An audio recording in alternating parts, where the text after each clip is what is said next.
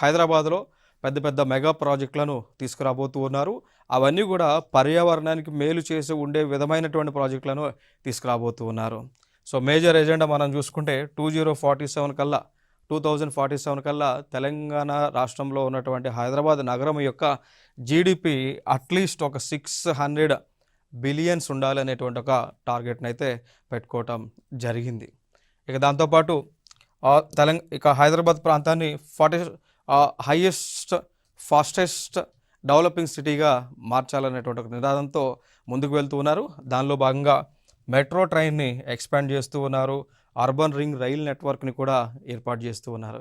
So దేశంలో ఎక్కడా లేనటువంటి విధంగా హైదరాబాద్ చుట్టూ కూడా రైల్వే నెట్వర్క్ని ఏర్పాటు చేయబోతూ ఉన్నారు. సో ఇప్పటివరకు మనకు రోడ్ నెట్వర్క్ని చూస్తున్నాం. ఇక మీదట ట్రైన్స్ కూడా హైదరాబాద్ చుట్టూ కూడా తిరగబోతూ ఉన్నాయి. సిమిలర్గా అవుటర్ రింగ్ రోడ్ లాగా అవుటర్ ట్రైన్ రూట్ని తీసుకురాబోతూ ఉన్నారు. నెక్స్ట్ దాంతోపాటు సిగ్నల్ ఫ్రీ జంక్షన్స్ను కూడా ఏర్పాటు చేసేటువంటి ఆలోచనతో ప్రభుత్వం ఉంది. సో హైదరాబాద్లో మనం చూస్తూ ఉన్నాం, ఇటీవల అన్ని ప్రాంతాల్లో కూడా ఎక్కువ రద్దీ వల్ల సిగ్నల్స్ ఎక్కువగా వేయాల్సి వస్తుంది. దానివల్ల ప్రజలకు సమయం వృధా అవుతుంది. సమయం వృధా అవటమే కాదు, ప్రజలు ఆ యొక్క పొల్యూషన్కి ఇంపాక్ట్ అవుతూ ఉన్నారు.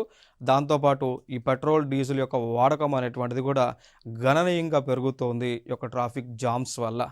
సో ఇక మీదట ఈ ట్రాఫిక్ జామ్స్ అనేటువంటివి లేకుండా వివిధ ప్రాంతాలలో బ్రిడ్జెస్ కానీ, ఫుట్ ఓవర్ బ్రిడ్జెస్ కానీ, క్రాసింగ్ సిగ్నల్స్ దగ్గర బ్రిడ్జెస్ కానీ, ఫ్లైఓవర్స్ కానీ, స్కై వాక్స్ కానీ నిర్మిస్తే ఈ యొక్క ట్రాఫిక్ కంజెషన్ సమస్య ఇక మీదట ఉండకపోవటం వల్ల పబ్లిక్ యొక్క హెల్త్ ప్రొటెక్ట్ అవుతుంది. దాంతోపాటు టైం సేవ్ అవుతుంది. టైం సేవ్ అవడం వల్ల ప్రొడక్షన్ లెవెల్స్ పెరుగుతాయి.